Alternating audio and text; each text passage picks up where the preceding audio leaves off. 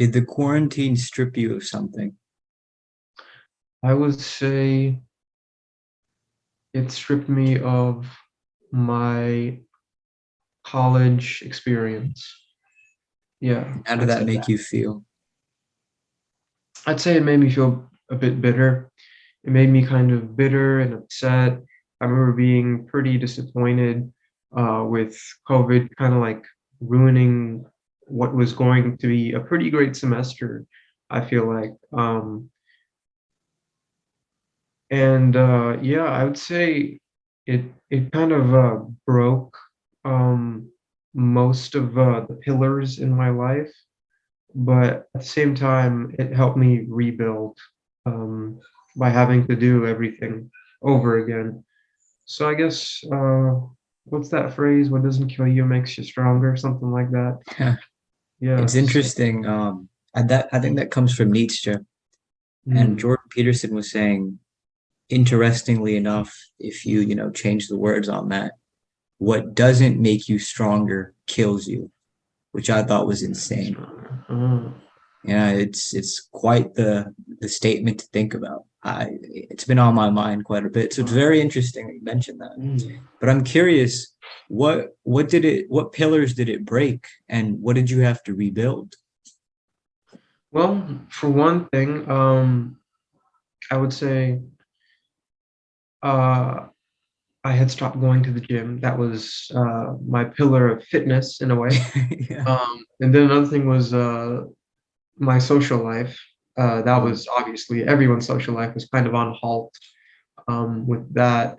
And then, it's just like other things like self-care related, fitness, for example, or, you know, um, therapy, for example. I was going to therapy for quite a while during the semester at UH CAPS.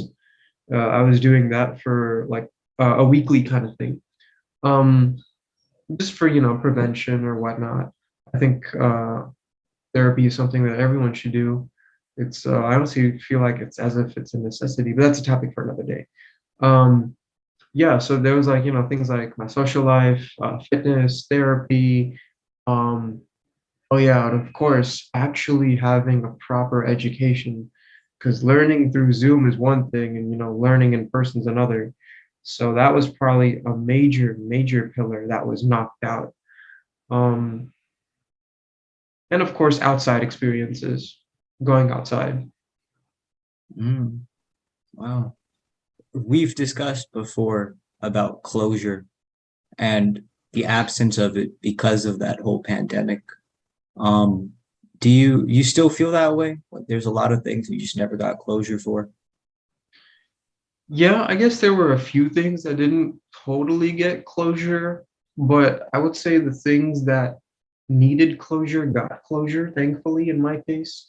Having graduated, I actually had a proper graduation, an in-person graduation. Uh, the folks that graduated 2020, they didn't actually get any closure.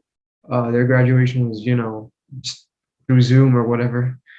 Um, so I would say I got the bare minimum of closure, and I'm happy to get that, I guess. But I do wish certain things were different, of course, because my last year in college was just mostly I only had like two in-person classes, and the rest were on Zoom. And campus was pretty much a ghost town. But other than that, it was all right. It was all right. Wow. I'm glad to hear that though, that you got closure for the things that you needed. Yeah, For yeah. yeah, for myself, I'm not sure that closure ever really came because the way that my life was before and how it became after, it was like crawling into like a little hole and then coming out of a cave into a whole different world. It was a very different like dynamic change and um I think that I'm at peace with all that's happened. I don't reject anything, any of the experiences, good or bad. But it's like, wow, like when I look back, when I reflect, it's like that was a different time. That was a different world. That was a different me, more or less. And it's just interesting, because I've always Mm, thought about that, the whole closure thing because of the quarantine and pandemic.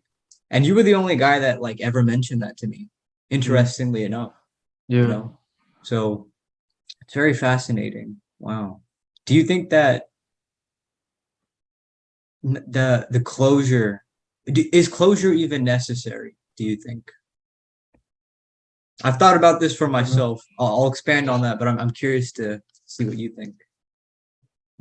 Well, I guess it depends on what kind of closure are we talking about. Does it, are we talking generally any closure or a specific type of closure? I suppose in general, or however you perceive it, really. I would say I would say it is necessary to some degree.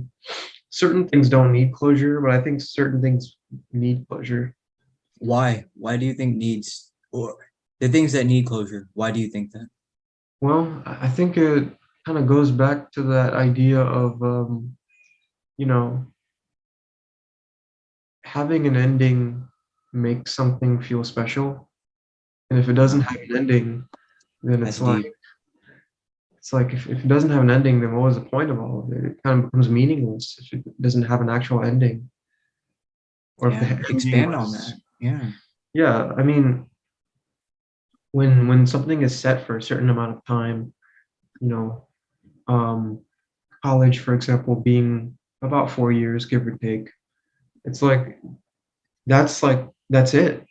That's college, and then after that, you're just working. Before that, you're in high school, but after college, it's just work. After school, it's over.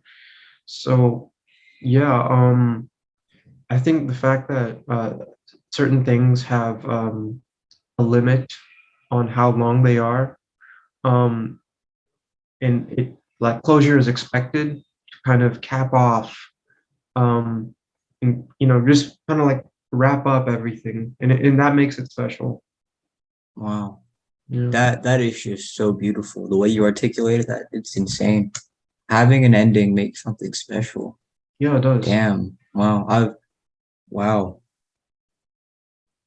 That's deep, man. That's profound. Yeah, Yeah. I think it really makes things worthwhile. Yeah. I mean, like our very existence, our lives, the fact that it has a birth and a death makes this life very special.